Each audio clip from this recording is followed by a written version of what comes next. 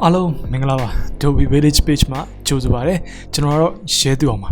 Teenage bathing be malesuro, the general computer boga, no general photo. I didn't load that chima, general preset the kugo, no the bocha, no the preset go general mobile library, a tom using. Blue general a tom you am less one, but the video didn't know shimbia be to my pibare. I do computer boa, panic get a preset gala, no general the mobile photography ko e mobile library application နဲ့မှာအသုံးပြုမယ်ဒီလိုမျိုးကျွန်တော်တို့ကိုယ့်ရဲ့ကွန်ပျူတာပေါ်ကနေပြီးတော့ mobile phone ပေါ်ကိုဒီ preset ကိုကျွန်တော်ဘယ်လိုမျိုးပို့ရမလဲပေါ့နော်ဒါနဲ့ပတ်သက်ပြီးတော့ကျွန်တော်ရှင်းပြပေးမယ် okay အဲ့တော့ကျွန်တော်အတူစလိုက်အောင်နော်ဒီလိုမျိုးကျွန်တော်မစခင်ထုံးစံနိုင်မယ်ဒီပုံလေးနဲ့ပတ်သက်ပြီးနည်းနည်းလောက်မိတ်ဆက်ပေးခြင်းနဲ့ဒီပုံကကျွန်တော်ဒါ Russia ဘက်ကိုရောက်တော့ပါနော်ဒီနယ်မျိုးလေးတစ်မျိုးပေါ့နော်အဲ့လိုမျိုးကျွန်တော်တို့ဒီကျေးရွာမျိုးကိုရောက်တော့ကဒါရိုက်ခဲ့တဲ့ပုံပေါ့နော်ဒီပုံကကျွန်တော်တို့ဒီညဘက်အဖက်လိုပုံစံမျိုးကျွန်တော်ပြန်လုပ်ထားတာတကယ်တော့ဒါညဘက်မဟုတ်နေ့ဘက်မှာရိုက်တာဟုတ်ပြီနော်နေ့နေ့ကြာနေအရန်ဟိုအေးနေပါနော် -7 -8 လောက်ရှိမယ်ဗျတော်တော်ယူအေးနေအောင်ကျွန်တော်မှတ်မိတယ်โอเคအဲ့တော့ကျွန်တော်ပုံနဲ့မိတ်ဆက်ပေးပွားပြီဆိုလို့ရှိရင်ကျွန်တော်ဒီမှာကွန်ပျူတာထဲမှာပေါ့နော် preset တစ်ခုကိုကျွန်တော်တို့ကအဖြစ်ပဲဖန်တီးလိုက်မှာပေါ့နော်အတိအကျကြီးတော့ကျွန်တော်တို့ဟုတ်ချင်မှာဟုတ်မယ်ဒါပေမဲ့လူချင်းမင်းတို့ကတကယ်လို့ဒီဗီဒီယိုအဆုံးထိကြည့်ပြီးသွားလို့ရှိရင်တော့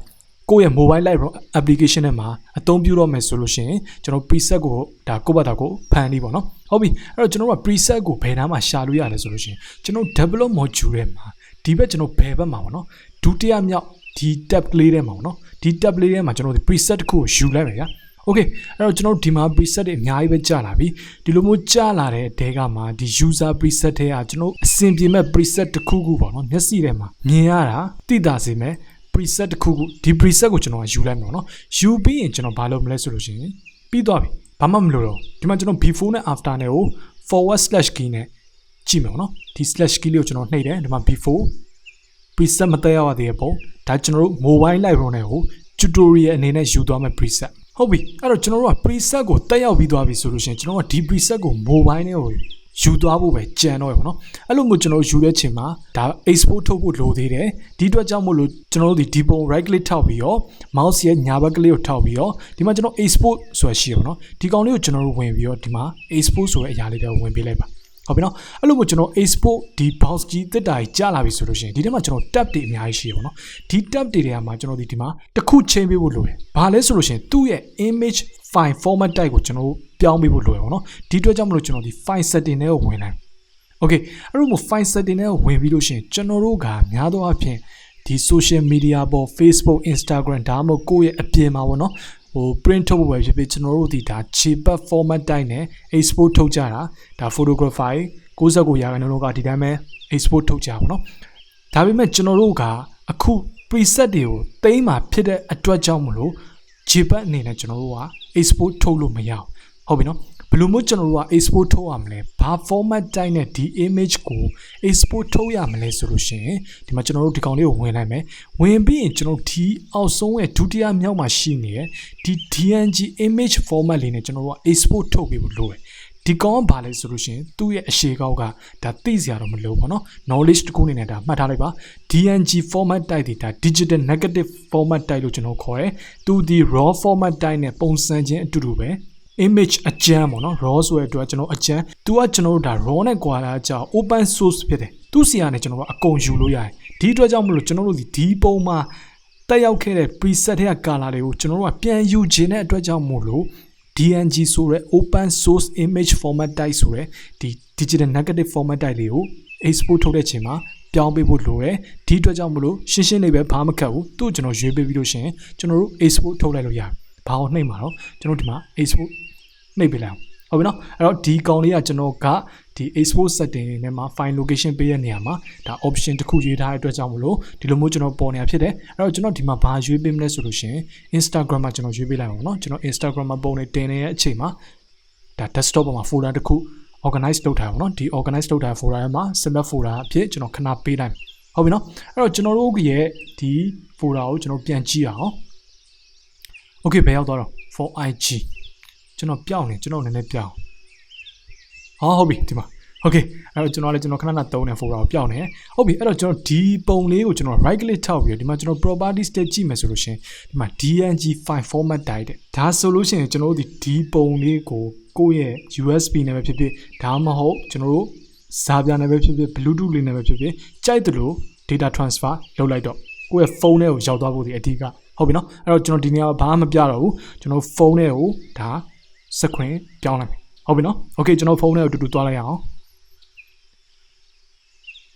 ်ဟုတ်ပြီအဲ့တော့ကျွန်တော်တို့ဒီ mobile phone ထဲကိုဒါရောက်လိုက်ပါတော့ပုံကိုလည်းကွန်ပျူတာနေပြီးတော့ preset တက်ရောက်ခဲ့တဲ့ပုံကိုပေါ့နော်ဒီ mobile phone ထဲကိုကျွန်တော်ဒီ data transfer လုပ်ခဲ့ပြီးပါပြီဟုတ်ပြီနော်โอเคအဲ့တော့ကျွန်တော်ဒီလိုမျိုးရောက်လာဆိုလို့ရှိရင်အရင်ဆုံးပုံကိုတက်စီပေါ့နော်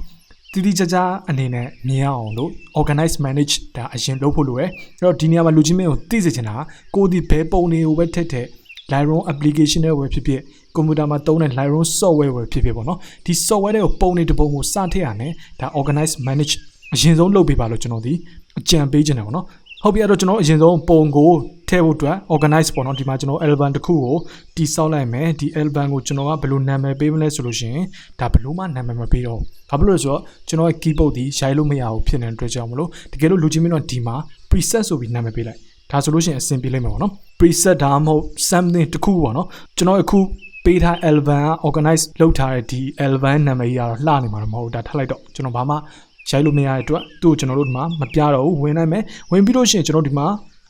ညာဘက်အောက်တော့မှာရှိအပေါင်း icon တွေကိုကျွန်တော်နှိပ်ပေးဖို့လိုတယ်ဟုတ်ပြီနော်ပြီးရင်ကျွန်တော် device ထဲကိုဝင်သွားမယ်သွားပြီးရင်ကျွန်တော်နောက်ဆုံးထည့်ခဲ့တဲ့ဒီပုံလေးကိုဒီပုံကတကယ်တော့သူ့ရဲ့မူရင်းပုံလေးဒါ raw format မဟုတ် JPEG format ကြားလာပြီပေါ့နော်ကျွန်တော်ဖုန်းနဲ့ရိုက်ခဲ့တာ raw format တော့မဟုတ်ဘူးဒါပေမဲ့ JPEG ဖြစ်တော်လဲပဲကျွန်တော် export ထုတ်လိုက်တဲ့ချိန်မှာ DNG ဆိုတဲ့ဒီ open file raw format type နဲ့ပေါ့နော် digital negative ဆိုတဲ့ file format type နဲ့ export ထုတ်ခဲ့တဲ့အတွက်ကြောင့်မလို့ကျွန်တော်အခုကြည့်ပါဦး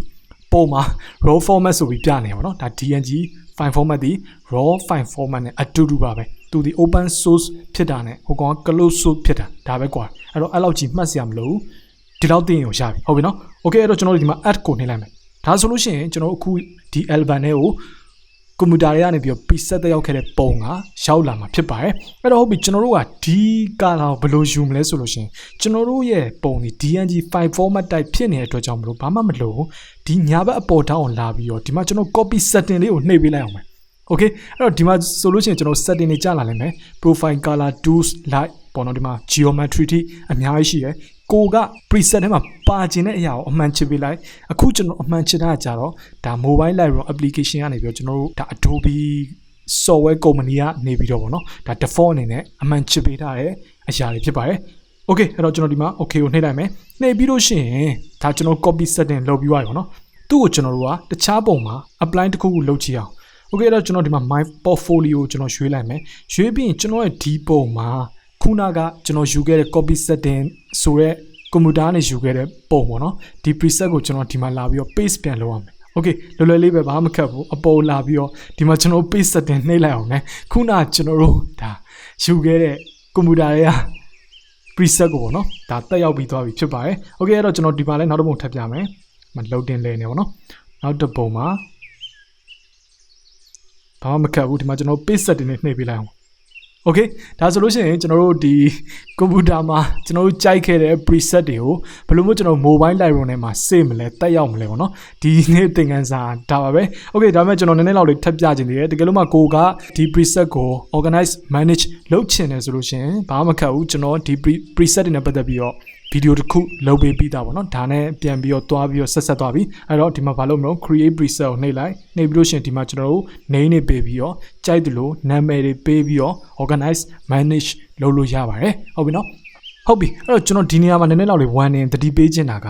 ကျွန်တော်ဒီလိုမျိုး preset chain တဲ့အချိန်မှာပေါ့နော် Photoshop ထဲမှာအသုံးပြုတဲ့ပုံဆိုလို့ရှိရင်ကျွန်တော် DNG format တိုင်းနဲ့ Lightroom ထဲမှာပြန်ပြီးတော့ export ထုတ်တော့လည်းပဲမရတာများတယ်ပေါ့နော်ကျွန်တော် experience ပြောမယ်ဆိုလို့ရှိရင်မရဘူးပေါ့နော်ဟုတ်ပြီနော်အဲ့တော့လူကြီးမင်းတို့ထဲမှာရောဘယ်လိုမျိုးဒါအသုံးပြုလဲပေါ့နော်တကယ်လို့အလိုမျိုးတခြားနည်းလမ်းနဲ့အသုံးပြုရဲ့သူတွေရှိရဆိုလို့ရှိရင်လည်းကျွန်တော်ဒီဗီဒီယို comment အောက်မှာကျွန်တော်သိအောင်ကျွန်တော်ပြန်ပြီးရှင်းပြပေးသွားလို့ရပါတယ်ဟုတ်ပြီနော်ဒါကကျွန်တော်တို့ computer မှာ creation လုပ်ပြီးတော့ကိုယ်ပိုင် preset တွေကို mobile နဲ့မှာကိုယ့်ရဲ့ preset တွေကိုလာဖန်တီးတဲ့နည်းလမ်းတစ်ခုပါပဲဟုတ်ပြီအဲ့တော့ကျွန်တော်တို့ဒီနေ့ tutorial video ကဒီလောက်ပဲတကယ်လို့လူချင်းမင်းတို့သဘောကျတယ်ကြိုက်နေတဲ့ဆိုလို့ရှိရင်ကျွန်တော်ရဲ့ဒီ tutorial video လေးကို like and share လုပ်ပေးသွားပါကျေးဇူးတင်ပါတယ်နောက်ပြီးကျွန်တော်ရဲ့ YouTube channel လေးကိုလည်းဒါ subscribe noti လုပ်ထားပေးပါလို့ပြောရင်းနဲ့ပဲကျွန်တော်တို့နောက်ထပ်စိတ်ဝင်စားဖို့ကောင်းတဲ့ tutorial video တွေမှာထပ်တွေ့ကြအောင်အားလုံးပဲအဆင်ပြေပါစေpreset ကောင်းကောင်းတွေဖန်တီးနိုင်ပါစေ good luck see you ပါ